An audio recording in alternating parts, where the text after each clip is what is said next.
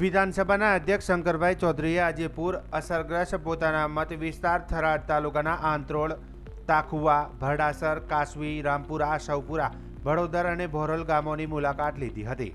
પૂર અસરગ્રસ્ત આ ગામોમાં વિધાનસભાના અધ્યક્ષ શંકરભાઈ ચૌધરીએ સ્થાનિક આગેવાનો સાથે મળી સમગ્ર પરિસ્થિતિની માહિતી મેળવી હતી।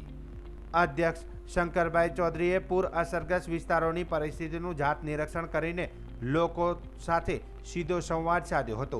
લોકોએ કરેલી રજૂઆતો સાંભળી સરકાર અને જિલ્લા વહીવટીતંત્ર અસરગ્રસ્તોની પડખે હોવાનો અહેસાસ કરાવ્યો હતો। અધ્યક્ષશ્રીએ જણાવ્યું હતું કે પૂરગ્રસ્ત વિસ્તારમાં સ્થિતિ પૂર્વવત થાય તે માટે સરકાર તથા જિલ્લા વહીવટીતંત્ર સંપૂર્ણ કટિબદ્ધ છે। અસરગ્રસ્ત લોકોને કેશડોલ વિતરણ, ઘરવખરી સર્વે, આરોગ્ય સેવાઓ, રોડ રસ્તાની દુરસ્તી તેમજ પશુઓ માટે ઘાસચારો ઉપલબ્ધ રહે તે દિશામાં આયોજનબદ્ધ રીતે કામગીરી હાથ ધરવામાં આવ્યું છે। મુખ્યમંત્રી ભૂપેન્દ્રભાઈ પટેલ પણ પૂરની પરિસ્થિતિની જાણકારી મેળવવા 2 દિવસ આપણા વિસ્તારમાં રોકાયા છે।